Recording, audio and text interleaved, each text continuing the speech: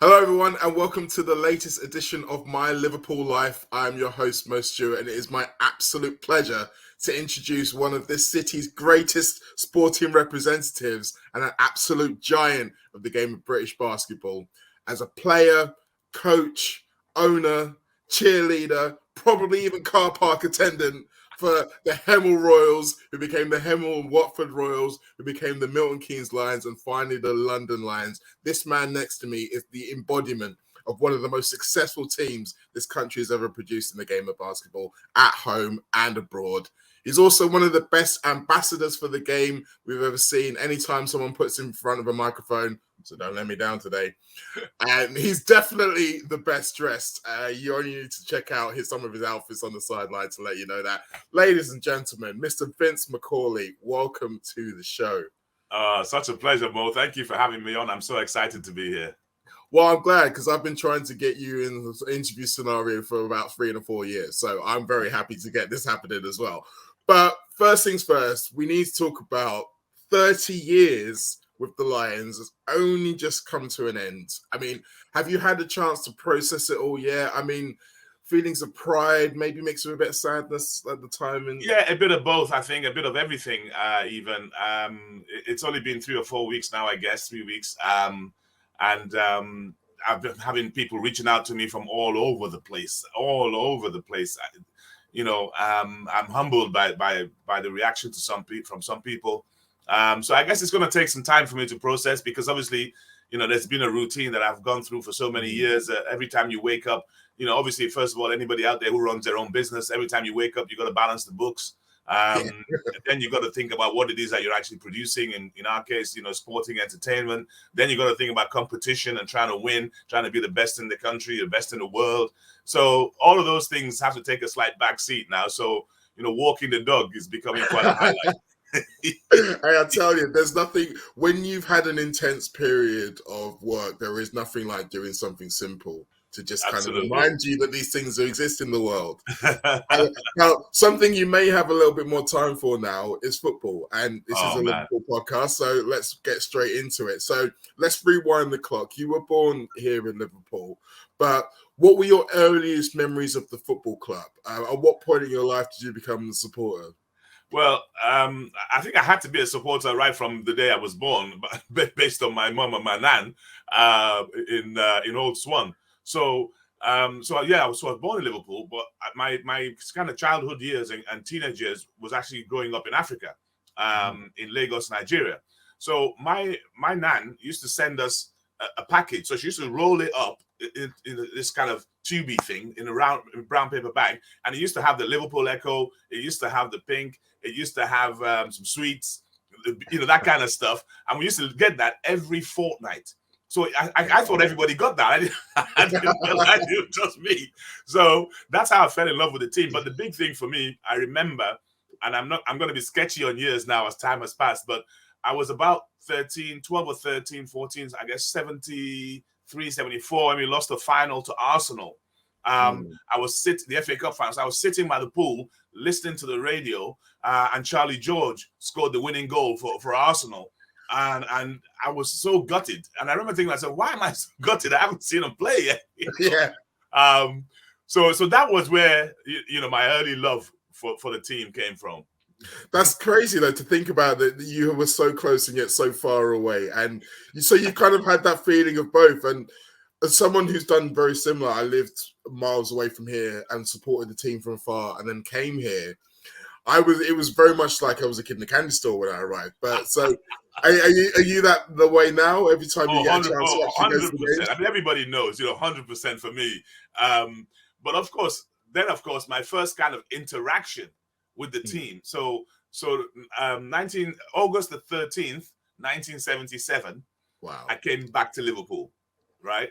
And the only reason, my motive, I came for school, obviously. Don't tell my mom and dad. But for me, the only reason was to come and see the guys. So I remember being picked up at Liverpool Airport by the taxi, taking me home to my nan's. And, he asked me, where are you coming from, lad? Blah, blah, blah. And I'm like, yeah, I'm coming from Africa.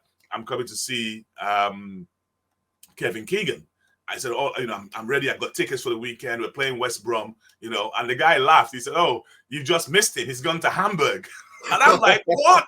I only came to see Kevin Keegan. He said, yeah, we've signed some Scottish guy called Kenny Dalglish. So that Saturday, I was in the cup and I took a picture of Kenny Dalglish's first goal, which was against West Brom. That's like that picture will be worth a lot of money. I've got that picture on my album. It's incredible. I mean, I was going to say, I dare say you won't let it go ever, but it's definitely going to be worth something. So, when you came back to Liverpool around about the teenage years, was that the time that basketball started to kind of work its way into your consciousness as well? Yeah, absolutely. So, everything was about football. Because of the outdoor life in Africa, I was a swimmer. So I tried getting involved in swimming. But my goodness, when you come out the swimming pool wet and cold, I was like, I wasn't used to this. So swimming was not going to make it. So I actually went to do my A-levels at Paddington Comprehensive as was. Mm-hmm. And I was about to bunk out of school about 3 o'clock early in the afternoon. I was literally climbing out of the window of the sixth form when this guy came running into the sixth form saying, hey, Vince, we need you. I'm like, oh, man, I'm trying to get home. What is it? He said, you've got to come and help us play in this basketball game. And I'm like, I don't play basketball. How can I help you? He said, well, we've only got 4 and we can't start the game without 5. I'm like, oh, man. So I climbed back in and we went. And he said, look, I'll show you how to put the ball off the backboard. This is what you've got to do, blah, blah, blah. So we played this game and we won the game. But I noticed during the game, there was this guy walking around the court every now and again with a hat on. So at the end of the game, he came up to me and said, fake Liverpool accent, hey, I've not seen you before. Where have you been playing? Blah, blah. And I said, playing? I don't play. I've been here 6 months. I'm just helping the guys out, blah, blah. He said, well, you've never played? I said, no. He said, well, you did very well. I said, I mean, obviously I'm 6'5". It helps, all that kind of stuff. He said, would you like to come and try out for my club? I said, okay, I'll give it a go. Well, that gentleman was Jimmy Rogers, who everybody knows from Texas, who had the Liverpool ATAC team. So I went with Jimmy to practice. And 6 months later, I was playing for the England under 18s, and of course, Jimmy has been intertwined in my life, rest in peace, right all the way through.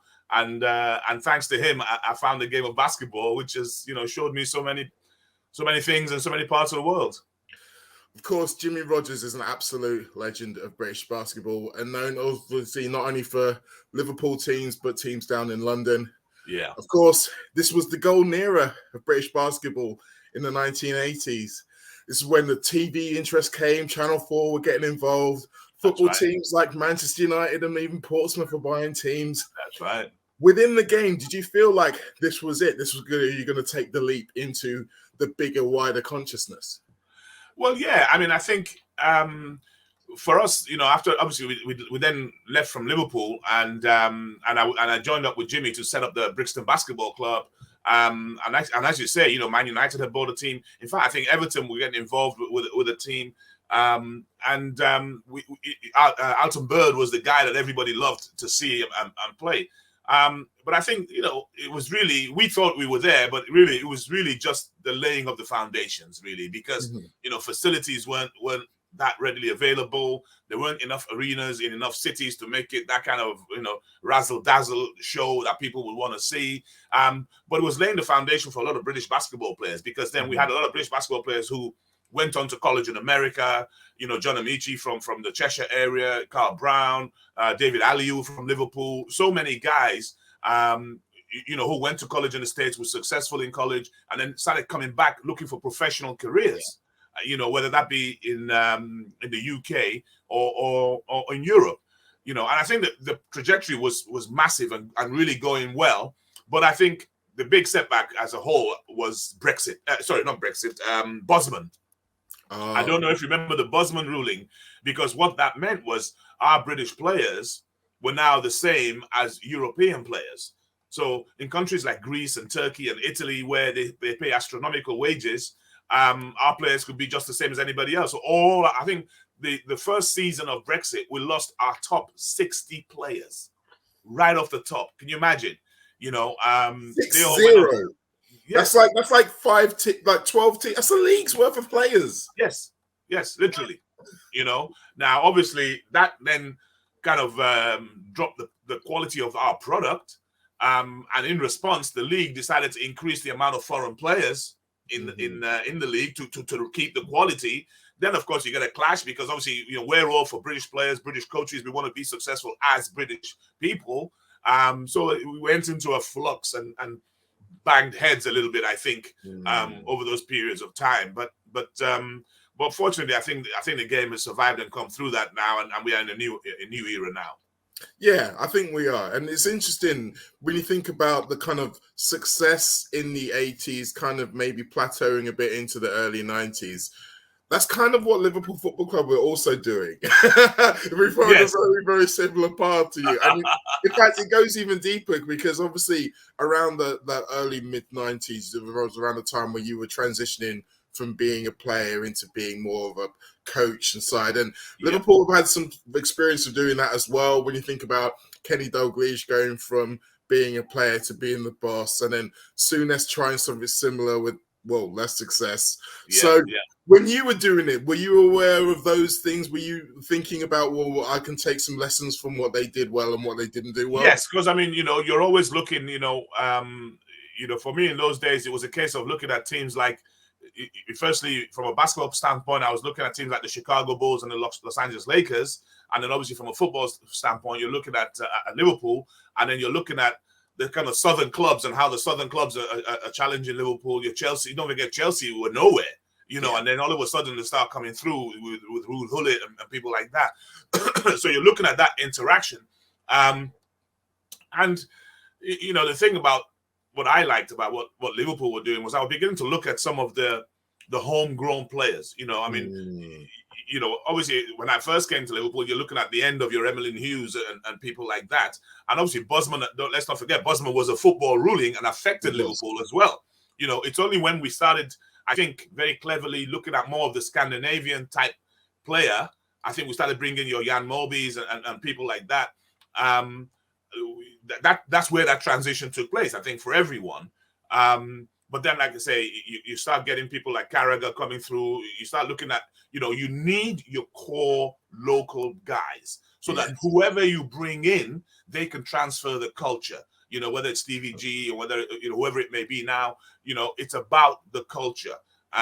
Without that, you can't get a successful dressing room, a successful team that can win in tough circumstances. And that's what I took from what Liverpool went through all those years.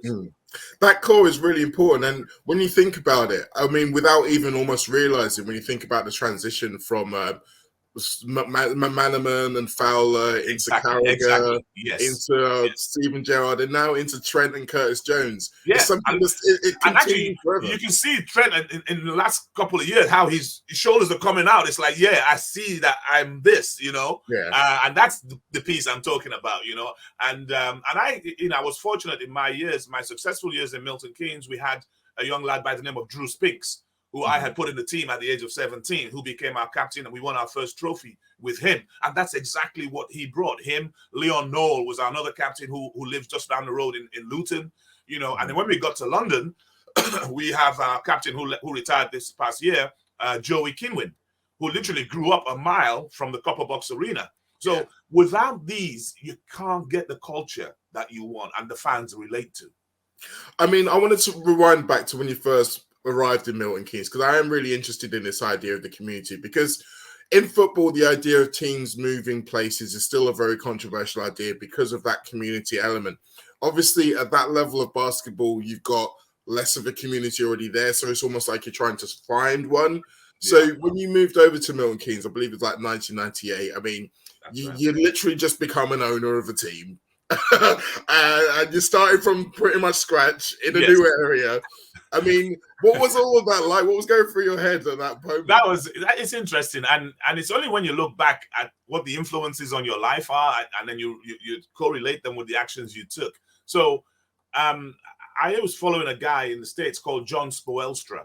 He's actually the father of Eric Spoelstra, who coaches the Miami Heat.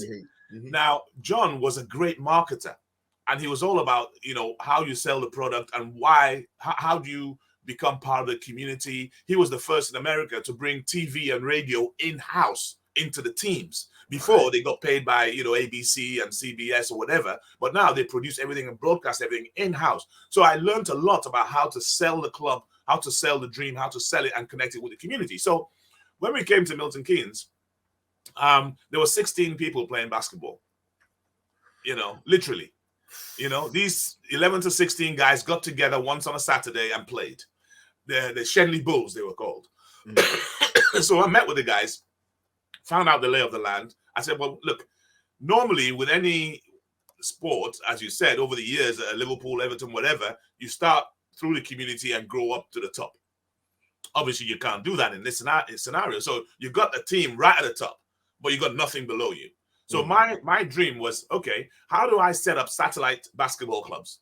And something unique that happened in Milton Keynes, which is beginning to happen elsewhere in the country, but it wasn't at that time, was every secondary school pretty much was a leisure center. Yes. You see, we see a lot of that now, but back in 97, 98, you didn't see that. But every secondary school in Milton Keynes was just like that. So when it came to 5 o'clock, 6 o'clock on a weekday, that school became a leisure center. Everybody went home, finished the school games, and then from that time till 10 o'clock, they had to make money as a leisure center. So that was perfect. So I was able to basically go to one of the schools. The very first one was Stantonbury School, and we set up a Lions Club there, with young kids on the 10s, on the 12s, on the 14s. Then we went and set one up in another school, then another school. So by the time we were at our peak, we had 16 schools that all had Lions Clubs in there. And each of those Lions Clubs had 5, 6, 7, 8 teams, boys and girls, And one of my key ideas that I had at the time, and I believe every club should do that, and a lot of our clubs are doing that, is, obviously when the senior men practice, a bit like Liverpool, they've got these reversible tops that they practice in so that, if we want to go red versus white, we have to change over, blah, blah, blah. So when you joined our Lions Club, you received your reversible with your name and your number on it. And the kids were so proud of that, to the point of wearing it to school and whatever else. So, of course, they'd wear it to school and everybody was like, well, what's that? Can I come? And before we knew it, hundreds and hundreds and hundreds of kids. And that's how the community club was built. And, we went on to win the national championships at under 16s, under 18s, at colleges. And obviously we won the cup as well.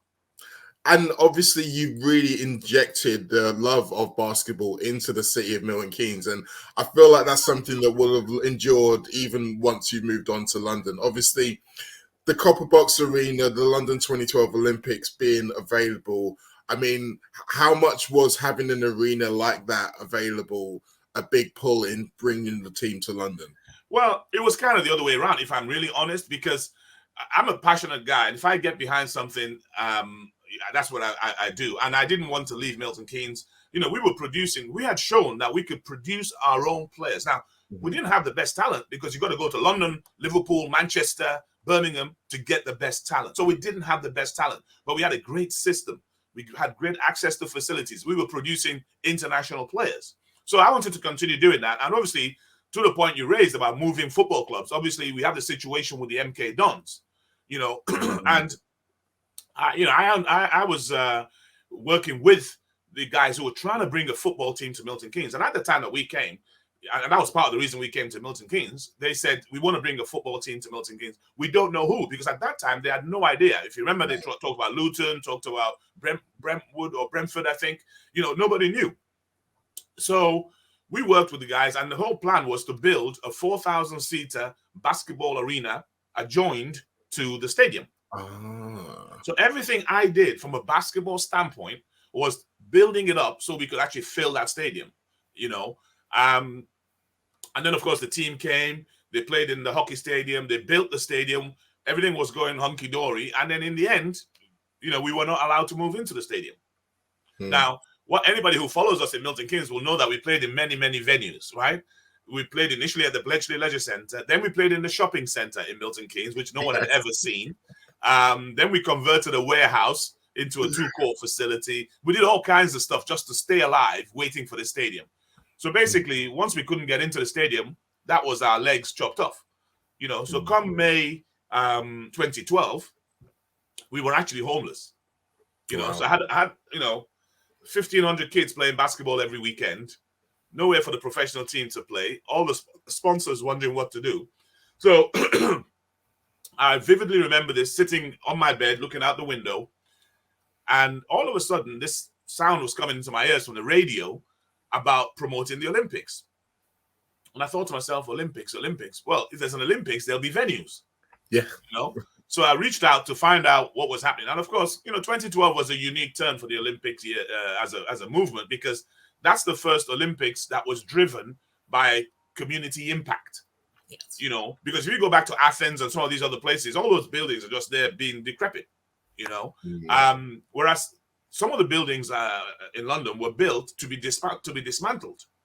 Some of them were built to be adapted. So the aquatic center was a 12,000-seater swimming pool, but it was built in such a way that 10,000 seats were going to be moved out, and it would just become a manageable facility. So this intrigued me. And one of the facilities that was going to be left there, obviously, was the 7,000-seater Copper Box Arena. And once I spoke to the company that was going to run the program, they bit my arm off. We went on to go there and be league champions. And as I say, the rest is history. Since then, the London Lions have been achieving at home and abroad. This season came the first BBL team to reach the second round of the FIBA Europe Cup. The only team to actually win games on the continent in the last 15 years. Absolutely. Which is crazy. The last coach to do it was actually Nick Nurse, who was going on to win an NBA title with Toronto. I wouldn't mind following that path. Well, I mean, I was going to say, it's an interesting one for you, isn't it? Because obviously you were battling him. I mean, I'm not even sure if you might have even played against him when he was. Yeah, I played against him. Yeah, I did. Yeah, exactly. So, but when you think of, obviously, bringing it back to Liverpool FC, we've always had a really important history with European competition and spreading the name of the club far and wide. And obviously the achievements of Nick as well as the achievements of the Lions are spreading the game. How important is it, that kind of level of achievement, to kind of just put us in further people's minds? Oh, so important. And that's one of the things that drove me, because for me, it's I don't know if it's works the same with the football. I'm not, I know football, but I don't pretend to know it that well, to the point where I can tell the differences in style, for instance. I know formations, but in basketball, when you look at Europe, as I said earlier on, they're very well advanced. The Spanish league is the best league outside of the NBA. This $1 million players. So this is huge. And we're a small, we're the Faroe Islands, compared to some of these guys, right? But talent is talent, and one of the things with basketball is there's a lot more players, good players, than there are opportunities. It may not be the same with football. There's a lot more clubs maybe than there are the quality players. So in basketball, all the best teams could take all the best players, and there's still a ton of best players still around, and then I decided that I felt there was a way to play to beat the Europeans. What they're very good at is they're very robotic, they're very disciplined, they're very consistent, they shoot the ball excellently, boom, boom, boom, boom, boom, boom. So they're very metronomic, right? So if you want to go in there and do the same, they're going to kill you, because they've been doing that for years. So you got to find a different way, a more athletic way, a more aggressive way to put them off and get them off balance and beat them. And I was always looking for this opportunity, because I do believe we have a lot of talent in this country. We certainly have the athletic talent, the physical talent. What we needed was the exposure. I mean, we kind of suffered a bit like Liverpool suffered by not being able to play in Europe with the ban. You see how long, after the ban, how long it took us to get back to that level. Now, and we're not playing against European teams in basketball every week, so we're not, sharpening the sword like that. So when we had this opportunity, I recruited the kind of team I thought could do that, long, athletic, cover the floor, quicker movement, all of that kind of stuff. And I was right. We beat them. And I specifically remember we played, because, up until I left the club, we were undefeated at home in European competition. And we had the German team come to play us. I mean, it was the top of the table. We were both the two undefeated teams. And their budget is about 15 times our budget. We beat them by easy. And the guy, I remember looking at the coach in the press conference, and he just could not believe it. He just refused to believe that they just lost the game. Fantastic. Now, speaking of Germans and speaking of tactics that don't necessarily sound a million miles away from Jurgen Klopp's tactics, let's talk about the boss, because you've been a leader of men yourself. And I think you're one of those guys. It's not just your ideas, it's your personality, it's your attitude, it's everything that draws people along to follow behind you. I see a lot of the same things in Jurgen Klopp. Now, obviously, you've been supporting Liverpool and seen lots of different managers. What is it, do you think, about Klopp that's been able to get everybody on side in the way he has? Incredible. I love this guy. I love this guy. His passion, I think it's those kind of things that you just talked about. It's his passion. Clearly, the knowledge is there. And also, again, clearly, he's playing a different kind of game, this pressing game. And he's brave enough. And I think you have to say the owners are brave enough to believe in the style he wants to play. Because you can see some other big names that he could sign, but he doesn't want those guys because they're not going to play the way he wants. And that's a massive statement. That's a massive statement. And of course, you can see it in the guys on the floor, because to give the confidence to people like Trent and Robertson and so on, some of the younger players, they're clearly infused by that confidence, right? And that's what leadership is about. It's about empowering people to go and get the job done, right? Yes. It's not about banging on them. It's about empowering them so they see because once they can see, they can do, and it's up to you to make sure that vision is there. So, I just love everything about what he does, the way he carries himself. He's every bit as entwined in the game as the players are. He's not aloof, in any way. And he's happy to apologize. Oh, sorry, I didn't mean to do that. I just got carried away. That's what the fans do. That's what he should do. Yeah, exactly. You do strike me as the kind of coach who would potentially run on and hug someone if they just hit a buzzer beater as well. Oh, for sure. Listen, when we won a couple of years ago, we won the cup at Birmingham in front of 12,000 people, and I bust out into a dance on the floor. Because that's what it is. Otherwise, you're just an office worker on the table. Otherwise, right? What are you there for? So, has your experiences as a coach made you a more patient fan?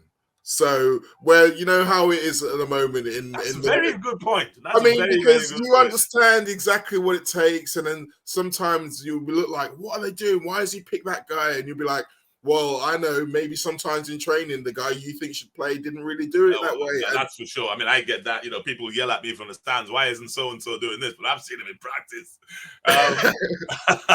No, you're right. Because actually, when I think, obviously, as Klopp slowly getting everything going, there was a few ups and downs and stuff. And I saw people, obviously on social media, you see people getting upset at the team and this, that. That's something I never have done with Liverpool. And certainly not, in this period of his reign, because, I support the club. So for me, I'm going to go hella high water with the club. So, but I did notice it a few years ago when I saw so many people getting upset about certain things just because we were so desperate to win. That's why they were getting upset. We understand that. But it's like, yeah, so is the coach. And so is he's trying to do the same thing. So you've got to allow him to do that. You've got to. As a coach, there are so many things that influence results and performance that people don't see. And you have to take it all into consideration. Yes, it's practice as the obvious one, but it may be how people feel. You might know stuff that's going on in someone's personal life that nobody else does. You might, just by seeing some of the guys on the bus or at the hotel before the game, you can tell they're not ready. Things like that. And who's the opposition? Is it their ex-team? Is it, there's so many storylines that are tied to people in the community that you might not know. And they all influence the results, I'm glad to hear that, because that's something that I've always suspected, that there's more to it than just the X's and O's. So, I'll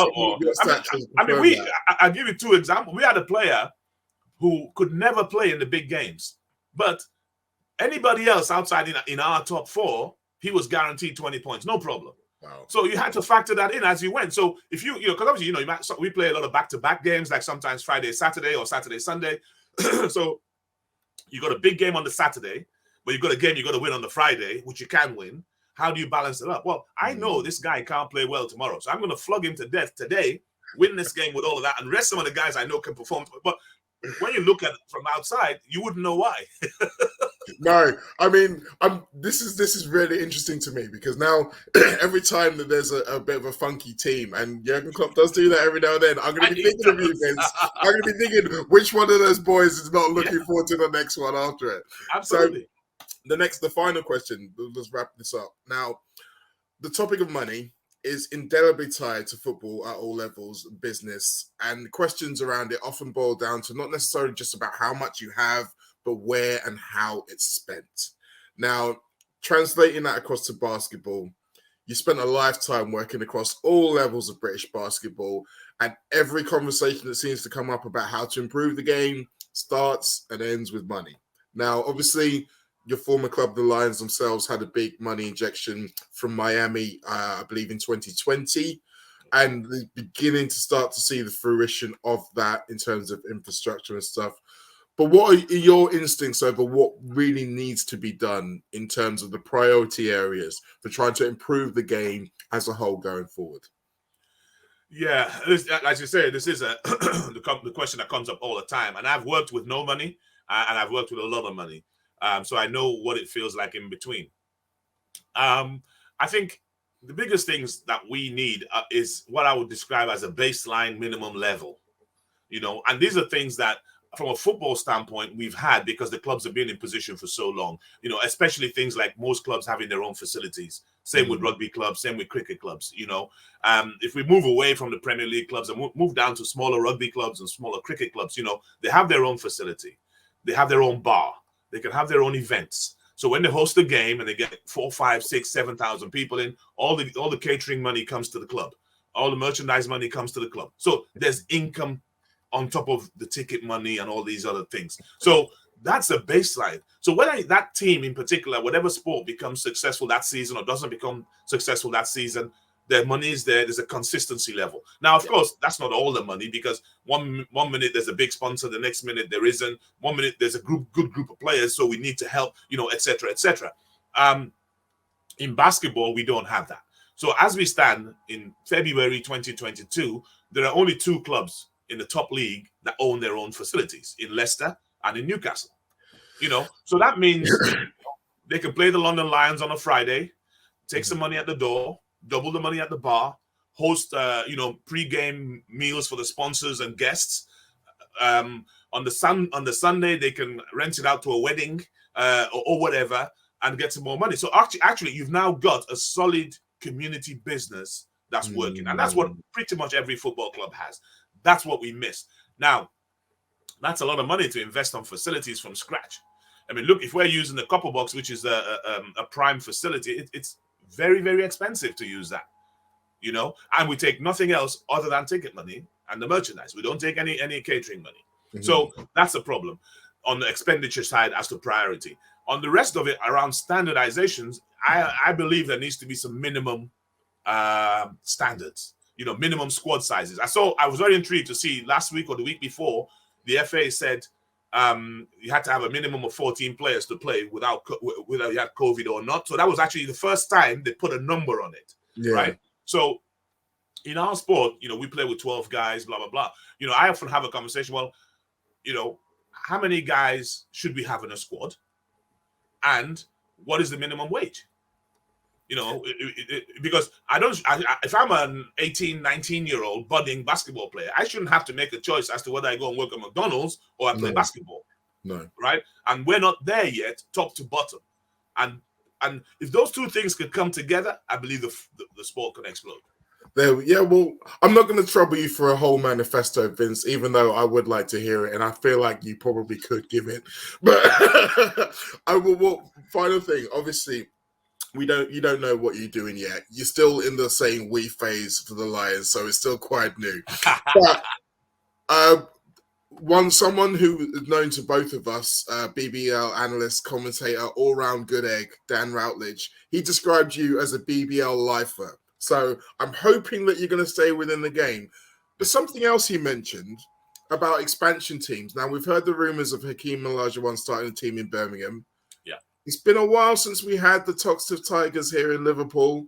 Is this something that might interest you, perhaps? Well, I mean, I have to give a shout out to Liverpool Basketball Club, because there is Liverpool Basketball Club, and the facilities are great in Liverpool, and the talent's in Liverpool, and I'm from Liverpool, so that would be sensational. But who knows? At the moment, I'm taking a couple of months off, relaxing.